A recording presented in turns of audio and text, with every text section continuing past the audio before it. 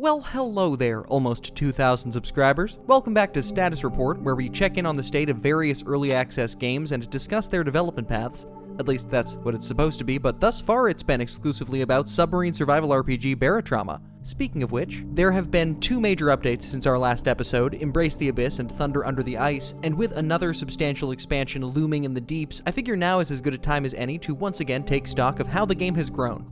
Oh dear.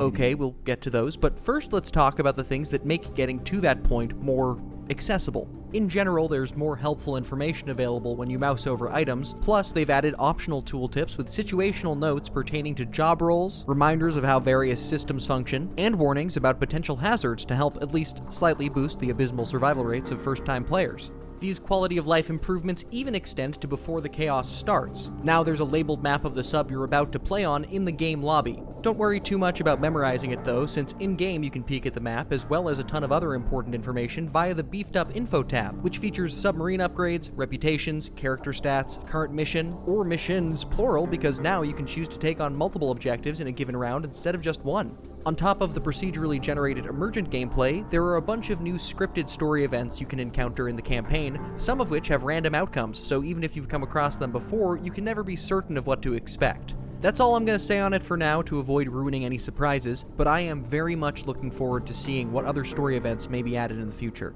Zooming out a bit, the campaign map has continued to get more fleshed out and informative with every update. The layout of nodes offers an open variety of possible paths to your destination, while clear points of progression between biomes are marked with passages that are unlocked with money or by raising your reputation with the main faction of the game by completing missions. You could take things at your own pace, or up the challenge by opting to play with a wave of radiation that will steadily engulf the early biome and force you to progress into deeper waters. I like this system for the urgency it brings, but I'm glad it's optional because it feels at odds with the core concept of Barotrauma's campaign. Sure, your goal is to reach the center of the planet, but map nodes feel less disposable than in a simpler game like 2012's Faster Than Light, which the radiation system strongly evokes. I often find myself backtracking and putting time into helping set up outposts and establish footholds to make the world more habitable, so having a wave of radiation wiping out everyone behind you sort of defeats the purpose. Still, it's cool to have the option. Also added to the campaign map are symbols denoting location-based quests like repairing sonar beacons. You receive an optional objective when you enter the area in addition to the quests you're already on. The same thing applies to derelict outposts and... but we'll get to those later. A huge addition, and hopefully an indication of other more extensive ship customizations in the future, is the ability to swap out the types of turrets on your ship. Ships have a set number of available turret slots, but for the right price, any kind of gun can be fitted to it. This also means that ships can be built with empty slots, adding to the immersive sense of buying a scout or cargo ship and re-outfitting it to suit your purposes. There are two entirely new types of turrets, each with their own strengths and weaknesses, further fleshed out with specialized ammunition types. Be careful not to spend too much money on weapons though, since firepower doesn't matter if your ship fills with water and everyone drowns. So when you inevitably find yourself swimming laps in your command room in the high-pressure depths of the late game, you're going to be so glad that you took the time to upgrade your flimsy normal diving suits to the new Abyssal diving suits, which are bulkier and harder to move in but have drastically better pressure resistance and consume oxygen slower than their basic counterparts. There are also combat diving suits which can still handle more pressure than the base suit and provide much greater mobility and damage resistance. They're a great addition, but could be integrated into the game world a bit better. Wrecks in deeper areas don't have abyssal suits in them, just the normal kind, and I guess that helps explain why the crew died, but at a certain point, it doesn't make sense that none of the ships have even a single suit that can safely handle the pressure of the zone. Aesthetic details aside though, it's not particularly hard to scrounge up the materials you need to craft them. If you're on a mission to kill a monster, your target's health bar will now appear at the top of the screen once you engage. This does remove some of the uncertainty from these fights, the not knowing for sure how much more it will take to finish your opponent, but with the sheer resilience of some of these newer creatures, it's immensely helpful to be able to at least approximate how fucked you are. Here's a hint, probably extremely. And, at last, it is time to address the Lovecraftian elephant in the room. The Embrace the Abyss update primarily dealt with fleshing out, big surprise, the Abyss, the sparse no man's land outside of the general map that players would sometimes find themselves sinking helplessly into after slipping through a hole in the level floor. Now, in addition to vast nothingness and dangerous levels of pressure, you can find massive resource-rich floating islands with caves in them, and, of course, two new boss monsters you can encounter that make just about every other threat in the game seem like child's play. By new, though, I mean reworked. Since both the Carabidus and the Endworm have been present in the game since its launch, however their AI tended to be pretty buggy and they were both removed from the official campaign early in development. The old version of the Carabidus was a Chonkosaurus, and despite its size, feels more endearing than terrifying. The design sensibilities remain, but everything, size, terror, and number of tentacles, has been scaled up. The Endworm went from the love child of the sandworm from Dune and a pineapple to a heavily armored building-sized carbon fiber flesh torpedo. Good lord. Both of them preempt their arrival with a ping on your sonar as they pinpoint your location, and there's nothing quite as terrifying as passing through the abyss trying to keep a low profile and seeing those orange semicircles engulf your ship. You can try to run or hide, but when you're sent to hunt one, you really get a feel for how fast they move once they're locked onto you. Both monsters have their own distinct attack patterns, and the Endworm can't even be damaged until you break some holes in its destructible armor plating, and can continue to come back for more even if you shoot it in half. Appropriate mechanics for an enemy with the word end in its name, but that's not to discount the danger level of the Carabidus. Things like engine speed and hull upgrades can help even the odds a bit, but even when you show up prepared and win, you kinda get your ass kicked. One thought. It is a bit of a letdown that both of these monstrosities, for all the intimidating attack patterns, abundance of tentacles, and destructible armor plating, ultimately resort to aggressively bumping you to death. Maybe I'm overcomplicating things. Even with just the bumping, fighting one of these guys is immensely challenging. I just think it could be great to see different varieties of Abyssal Beasts in the same way that there are different types of Molochs with unique abilities. And if an electric or acid-spewing or husk-infected version of this guy sounds terrifying to you, good. You should fear what lies in the abyss, that's the whole point. I don't want to backseat game develop here. I'm sure half the ideas I have would be logistical nightmares, and if I got it, who knows if I would actually enjoy it, but not even any bat-like arms for grabbing. Bat-like arms for grabbing. I am on the record as being very excited for bat-like arms for grabbing, and let me see here. I see big bloody mouth, a whole lot of tentacles, but no bat-like arms for grabbing. I don't know, maybe I'm just craving new ways to die because death itself has become ever so slightly less of a hassle in multiplayer campaigns. Now, instead of just having to wait for the round to end, there is the option for dead players to respawn mid-round and take a penalty to their stats in the form of a debuff that you can pay money to remove at the next outpost. This is, of course, not an issue if you're playing a single-player campaign. I really enjoyed my solo playthrough in a completely different way than I enjoy the average multiplayer campaign, but of course there is merit to each. Got a guy who really likes stabbing? Maybe give him some space, but now you can pump him up with God knows what and set him loose in an abandoned outpost to satisfy his bloodlust in a productive and profitable way. There are two varieties of abandoned outposts, ones that have been taken over by humans and ones that have been taken over by monsters. Crawlers if you're lucky, mudraptors if you're me.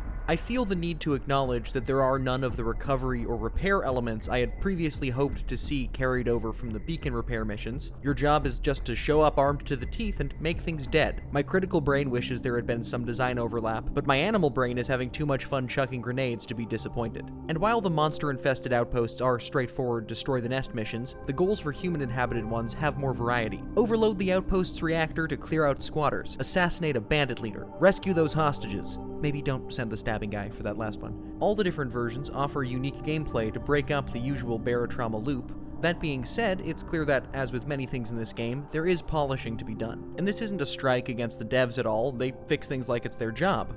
Because it is, but I want to highlight some of the unplanned ways things can go awry. In the Overload the Reactor missions, if the outpost's reactor room is generated in the random layout too close to where the player's sub is docked, the explosion and subsequent radiation from the outpost reactor overloading can damage the sub. The AI of the hostages you rescue can make leading them to safety a more harrowing process than the actual fight to free them, although with patience, or barring that, stun grenades, you can still complete the mission. Then again, maybe you'd rather not fight anyone. Maybe you just want to be a merchant hauler or a taxi driver, and if so, I have great news for you. There have always been resource hauling missions, but now their payload and payout scales based on the amount of storage space available in your sub. Personnel transport missions are exactly what they sound like, and there's a great payout to be had just so long as none of your passengers drown along the way. If you're confident in your ship's security, you can also choose to help transfer volatile prisoners that may attempt to escape, or take things up a notch by posing as a civilian transport to draw out terrorists posing as innocent passengers. Which is a cool variant, but might be even cooler if these attacks could happen randomly during normal escort missions, adding a layer of risk to keep players on their toes rather than telegraphing the ambush from the outset. Though if you lose track of your nefarious passengers before they strike, they can still give you trouble. You may also be in trouble if you end up in a battle with a pirate sub. There's no yo-ho bullshit here, these guys will mess you up. I underestimated the effectiveness of pirate vessels in my first few encounters, and it did not go well for me. Even if you get a good hit and their ship goes down, the hole will be patched and the water pumped out, and even if you can shut down their power, the pirates will keep themselves and their ship alive for an extended period of time if you don't keep up the pressure via turrets or boarding. Though if you can afford it, a nuclear railgun shell can also do the trick with much less hassle.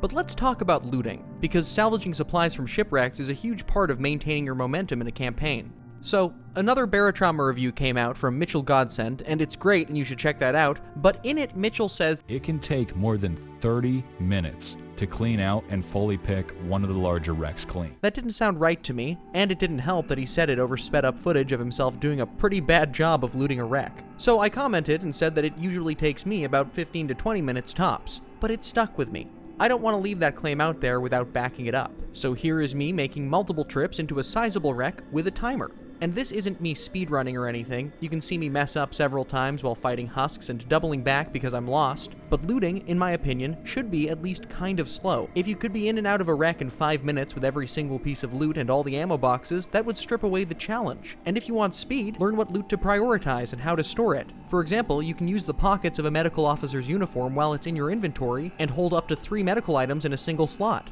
I've said it once, but I'll say it again. If you drag a corpse of a dead crew member from the wreck around with you, it effectively doubles your inventory space, and it still leaves a hand free to use your underwater scooter for a speed boost. If you want to keep it quick and jump right to the good stuff, learn the layout of the ship so you can find what you're looking for. If the armory or medbay is on the outer layer of the ship, you can cut into it from the outside and not even fight any monsters. Anyway, once I clear out all the husks, I enlist the help of a corpse sidekick, and I'm able to clear every bit of loot on the sizable wreck, as well as several boxes of ammunition, while playing solo in just about 15 minutes. I guess the point I'm trying to make is this. Barotrauma is hard and unforgiving, but I've had to learn the hard way to never count out the idea that I'm just not playing as well as I could be. There's always room to adapt and try new strategies, and that's part of what keeps me coming back. But another thing that keeps me coming back is the Steam Workshop. Yes, I've talked about and featured custom subs before, but I haven't really looked at the other mods at all. This was to try to keep my discussion to things the developers have creative control over, but now that we're 4 status reports deep, I'd be remiss if I didn't point out the many customizations you can tack on to give your campaign that extra oomph, that extra bang bang, that extra meow ooh woo. I'm still holding Fake Fish to finishing what they've started. A strong modding community doesn't free them from the responsibility of making something that can stand on its own, but many excellent mods and incredible custom subs do exist, and in my opinion that adds value and speaks to the versatility of the game's engine and customization tools. So that's what's new in Barotrauma. This channel has almost 2,000 subscribers now, and I think I can safely assume most of you are here because of Barotrauma, and there will be more Barotrauma videos in the future because the upcoming update looks like it's going to mix up the formula even more. That being said, I try to give the new updates time and space for the devs to tweak the new features and patch the most glaring bugs, but in the meantime there are a couple of videos about other games in various stages of production. You can help us the most to grow by liking and commenting on this and our other videos. We also have a Discord if that's your thing. It's mostly used for announcements, but as of now there are about 30 members and a healthy supply of very good dog photos. But until next time, I'm Jamie. Thanks for watching Wait a second. Hold on. I ended the last status report with a funky dance number. I can't just do nothing. I guess I could switch to the dance number now, but a disproportionately large number of viewers have already clicked off the video the moment the end screen popped up and I started my outro. It would be super dumb to put a huge amount of effort into something a fraction of viewers would even see. Yeah, that would be a huge waste of time.